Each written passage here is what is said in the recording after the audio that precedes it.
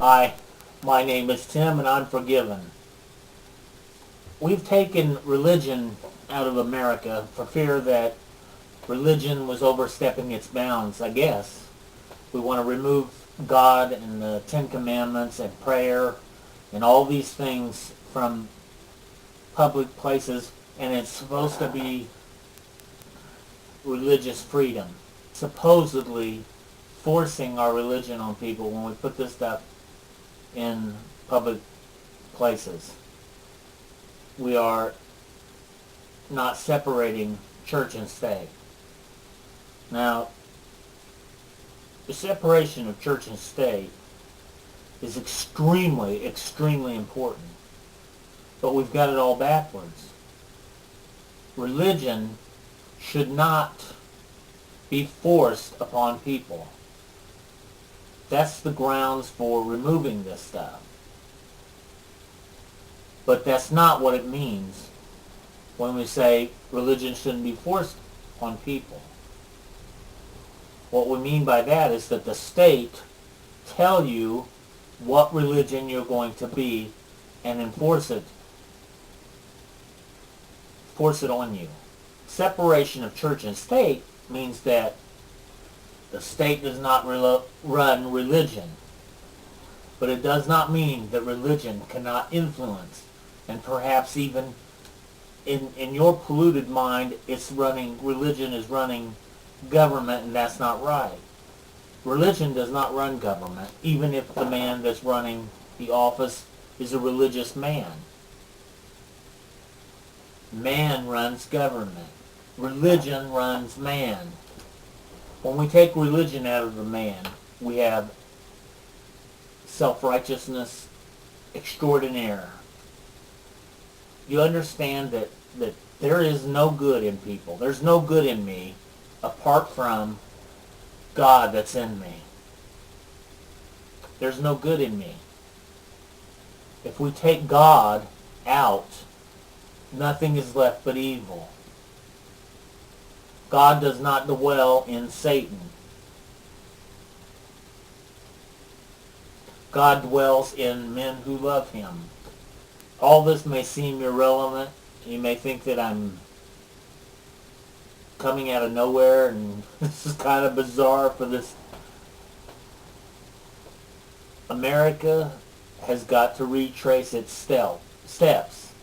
We have to eliminate the problems and adhere to, stick with, hold on to the things that are good. And if we look at America today, and everybody, you want to claim that this problem is somebody else's. You don't want to claim that the problem is today's problem. But today's problem is today's problem. If what was going on in government right now was good for the country, if it was good for men, then America would be prospering.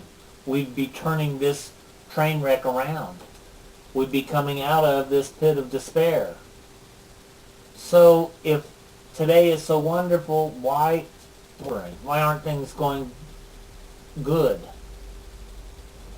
We want to tag this on the past administration, but we got to realize we came out of a catastrophe of 9/11 and billions of dollars of destruction, and the $1 billion that went into retaliating to control terrorism would bankrupt us, but it didn't.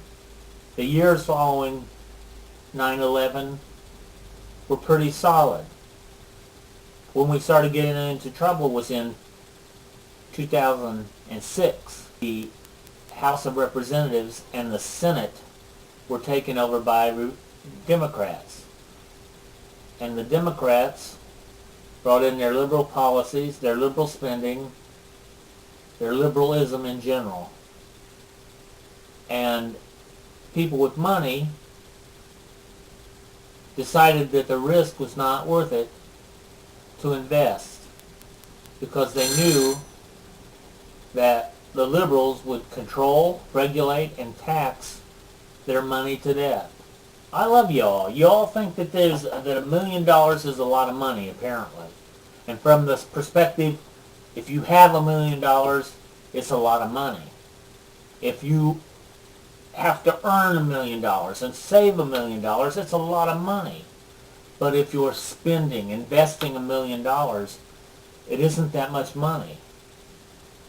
You have to understand that when we invest $1 million, we invest ourselves. I need paid for what I'm working, what I'm doing with the money.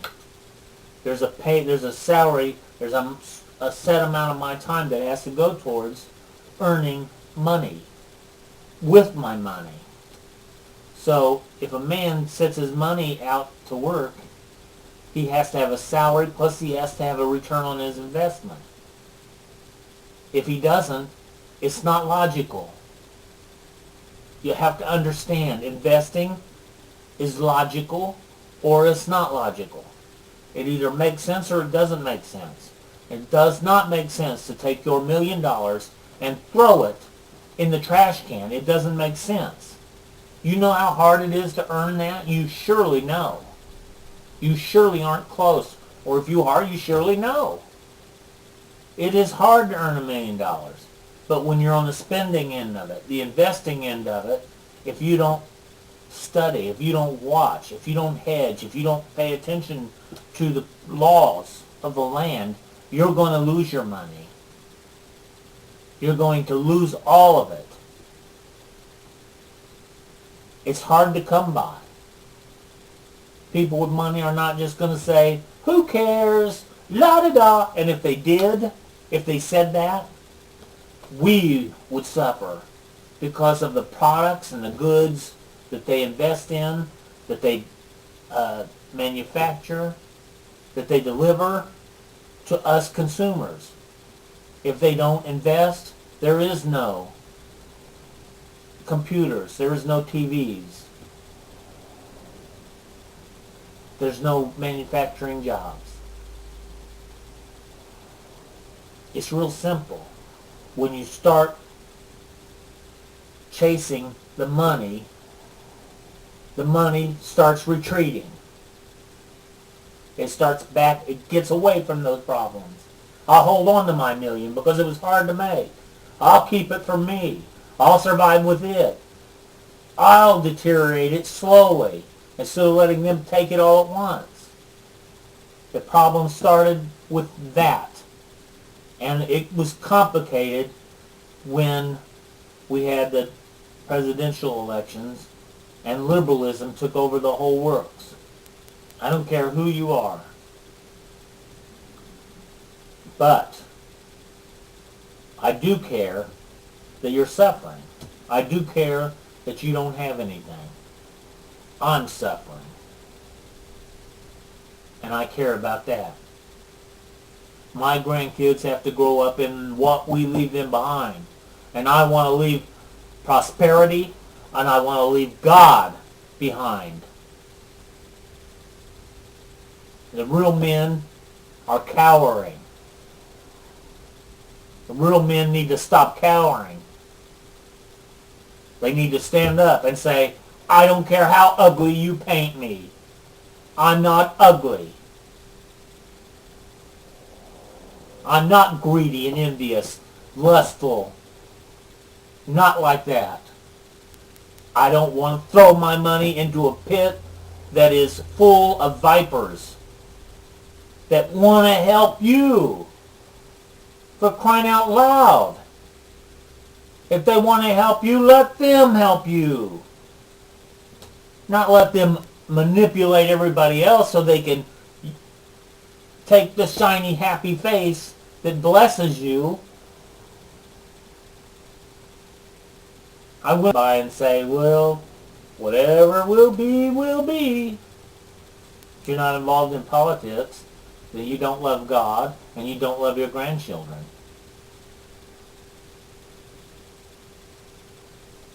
It's that simple. You got to get involved. God bless.